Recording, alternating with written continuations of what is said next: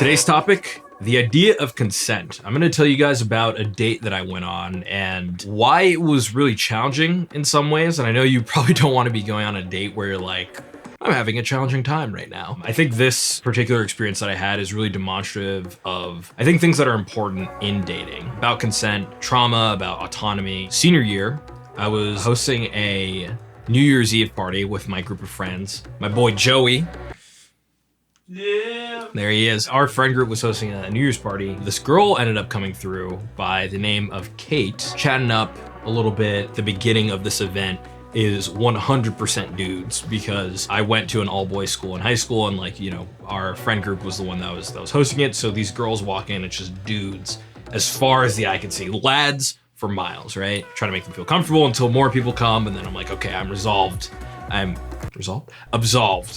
of my responsibilities here. It's not just dudes staring at you. Fast forward to the summer after graduation, I'm on Hinge. I match with this girl and she's like, hey, I think I remember meeting you at that New Year's party. And I was like, oh snap, it's that girl that I met, Kate. We exchanged numbers, set up a time to go on a date. And so we end up going to dinner. I'm like, oh, you know what? There's a park down by this river in our city. We get down to the river. We're just talking, hanging out for a little bit. And we start kissing after a little bit. She pulls away and she looks at me and she's like, so what do you want from this? And, I realized that question might take some people aback, right? It's like, well, this is a first date. Why are you asking me about that? But I think that's totally fine. I kind of want to get a sense of where the other person is, what they're looking for, what they're, about. Is this just gonna be casual? Is it more serious? But I let her know, like, yeah, I just got out of something like kind of serious. I'm not really looking for anything super crazy. Something on the more casual side would be super cool. Does that work with you? I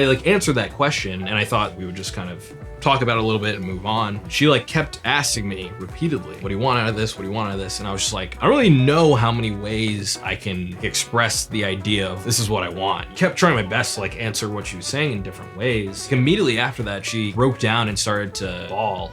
And, I thought I might have done or said something. She's like, I'm sorry. It's just that I was assaulted in college and, this is how it happened. I felt, I guess in one sense, I don't know what the right word is, appreciative maybe, that she felt comfortable enough with me to share that kind of thing. Because obviously sharing that kind of trauma with someone, especially on a first date, is really, that's heavy. My own personal experience with that is a number of my female friends have disclosed to me. I've been a part of trials as a witness. It wasn't the kind of thing where it's like, whoa, what are you doing right now? Telling me about this. What struck me was she shared the story with me and then she was like, oh, but I'm fine. Everything's okay. Keep hanging out. You don't have to worry. At that point, I just wasn't really sure what to do. Because on the one hand, you don't want to just delegitimize someone's autonomy and agency, right? Someone says to you, I am comfortable doing this thing and I feel okay. You wouldn't want to just be like, oh, hey, actually, I think you're wrong about that. I'm going to make the decision on your behalf. But also on the other hand, I think it is reasonable to at the same time be like, this is something that is clearly hard for you.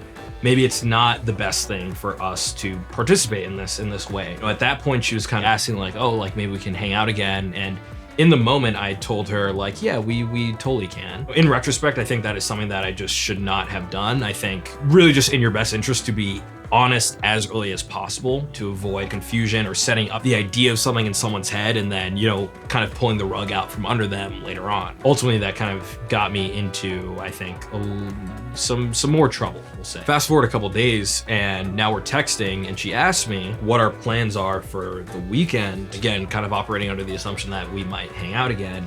And I got back to her saying, hi, sorry, had a busy night and morning. Can I hit you back about timing? And, kind of as I was saying, I was still kind of conflicted at that point about what I should do, but I was definitely kind of leaning more towards the side of maybe I shouldn't go through with this. Again, would have saved myself a lot of trouble if I were just as upfront and honest as soon as possible. And I think also from her perspective, if someone is offering you something and then they change their mind about it, that can be a frustrating experience, understandably, right? But I think going any further than that gets a little bit hairy.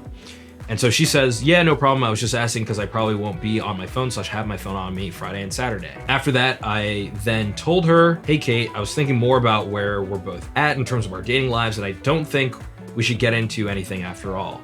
I'd still be interested in being friends, but I don't think we should hook up with each other.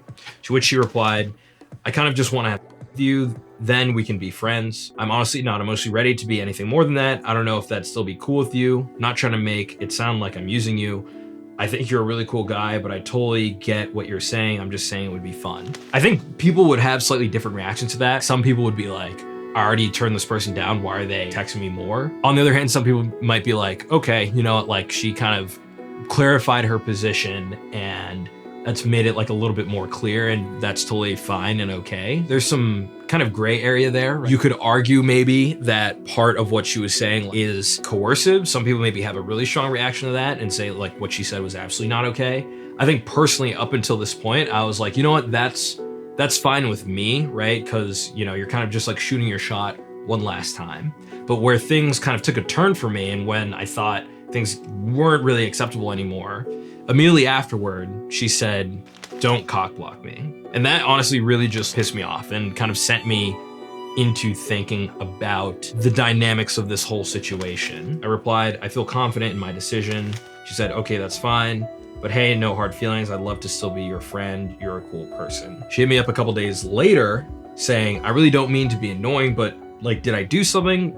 Just wondering, because I thought we were on the same page about just wanting to have fun. I'm not mad, just a little confused. As I was kind of talking about before, right? I could have saved myself a lot of heartache if I had just kind of been more upfront about what I was thinking at the time. I responded, to be 100% honest, it just didn't seem like you were in a good place considering everything that you shared with me, and I wouldn't have felt good doing anything. Beyond that, when I shared my decision with you, you said, don't cockblock me, as if you're entitled to hook up with me, which I didn't find cool at all. She responded, what I didn't find cool was you making a decision on my behalf, right? And that was kind of one of the things that I was thinking about, right? Am I eliminating this person's autonomy by being like, you know what, you don't necessarily seem like you're in a good place given what happened to you. I don't know, you could kind of make an argument either way. A really agape argument is I'm demonstrating care and love for this person by being like, I recognize where you are, so I will adjust for that. But then the paternalistic argument, which I think is kind of ultimately how she felt about it, is, hey, you're deciding something on my behalf. I'm a human being with agency and autonomy. How dare you do that? I don't need you to make sure I'm okay. If I didn't want to hook up with you, I wouldn't. I'm a grown woman who can make her own decisions, and for you to act like you know better was what I found offensive. You think it makes me feel good when I share something extremely personal and a guy is just like, nope, ain't dealing with that shit. That was so hurtful, Jamal.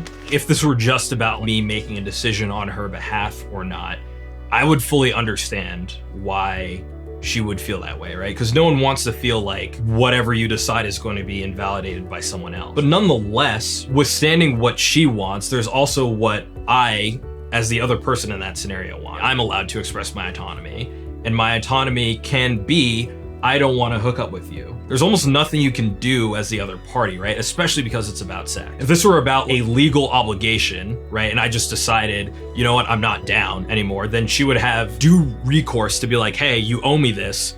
It doesn't matter how you feel. But because it's something that is voluntarily engaged in and is so tender, right, as sex, there is that gray area. I responded, and I was pretty indignant at this point. This is the last text I'm gonna send about this. I made my decision because of how I felt and what I would be comfortable with, not to take away your agency. That's it.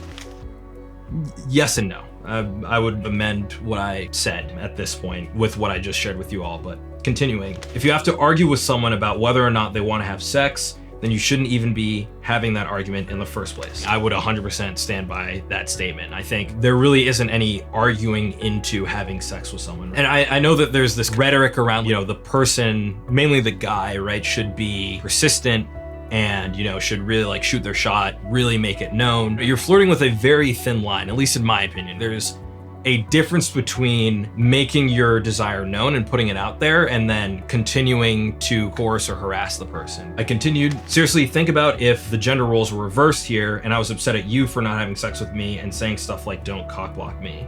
How fucked up would that be? No one owes anything after a date, especially a first date.